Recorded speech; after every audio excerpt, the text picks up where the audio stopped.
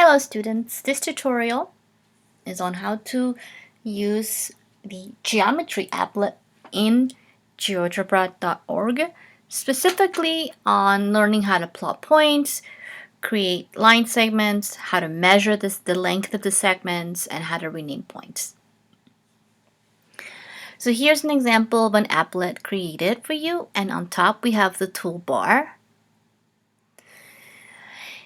Here on the top right hand corner, underneath the undo buttons, is the style bar. If you click on it, we can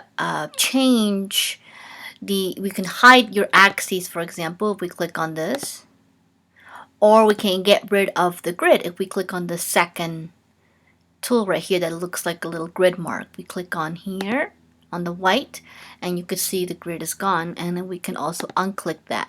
So if you just wanted to create points and segments but you're not worried about their location, then you can leave it all blank. However, if you wanted to plot in the coordinate plane, then we would click this tool here, and then we would click on the second tool and make sure we turn on the grid. Now to get rid of these tools, to hide them, we click back here, the tool where I'm hovering it, and we can hide that. Okay? Now there are two ways to plot points. If you go to the top and you click here the tool with the point A, you click on that and you click on the very top one that says point. And now you can click anywhere. Let's say I want to plot 4, 2, and now I plotted point D. Another way to plot a point is you go down here to the input bar. It says input at the bottom. And I would plot the coordinates of a point. So for example, I could do -2 for my x value and then -3 for my y value, and I click enter, and the point appears, but when you click enter, the letter appears. Now the default letters are the alphabet order, A, B, C, D, and so on.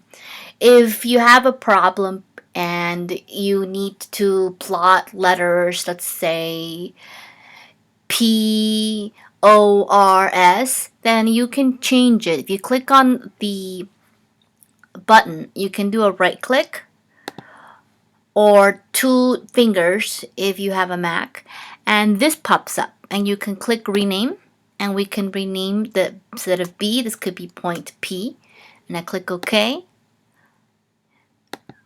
Let's rename this one. Okay, let's rename it Q, because Q comes after P, but you don't have to. And let's again right click or 2 fingers depending on the type of computer or tablet you're using, but this should pop up. We're going to rename it R,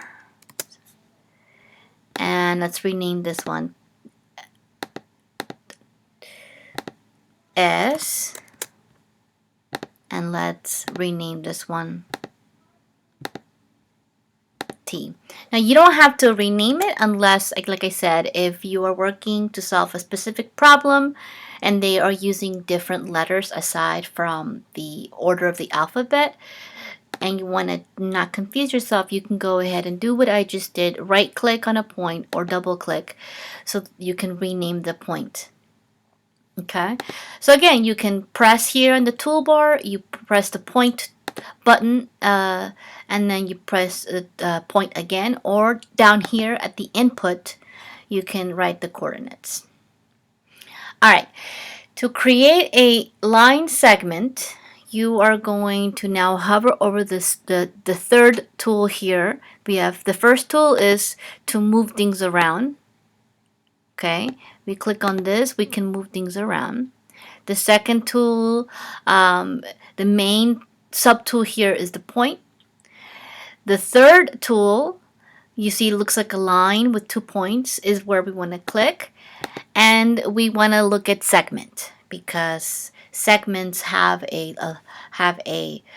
length that we want to measure. So you click on the button P and the button, let's say, you can click on the button R, and we have a segment PR. Now let's say you needed to plot a point here. I'm going to go back to the point, and I'm going to create a point here. Okay, and I'm going to go ahead and right click, and I'm going to name it U. Okay, let's say I make another point and I didn't want to make that point. Up here, the undo arrow, you can undo what you just did, or you can click on it, 2 fingers, or right click, and you can delete the point. So there's 2 ways to delete. You can undo what you just did, or right click and delete. So now I'm going to go back to line, and I'm going to click segment, and I'm going to click U, I'm going to click on T, and now I have 2 line segments. Now, if I wanted to find out if this is congruent, of these 2 segments, segment PR and UT are congruent, I need to find its length. So to find the length, you want to click on, let's see, this 1, 2, 3, 4, 5, 6, 7, 8. It's the 8th tool from the left, and it actually looks like an angle being created here. So you click on the angle button, and it's going to be the 3rd tool here called distance or length. You click on that. Since I already created the segment, I just click on the segment, and you see the number 8, so it's 8 units wide. This applet is using the ruler postulate, taking the x value, the x coordinate of R, minus the x coordinate of P, because it's horizontal, and taking the absolute value of that. If you were to count 1, 2, 3, 4, 5, 6, 7, 8, that's the length here. So now let's go ahead and click on this segment, and we have a length of 3 units. Again, we're taking the, now because it's a vertical line, it's taking the absolute value of the difference of the y coordinate for U point and the y coordinate for T point, and that will give you a 3. And now we're to count up 1, 2, 3. That's the length. Now, as you can see, for this particular problem, segments PR and UT are not congruent because their lengths are not the same, are not equal to each other.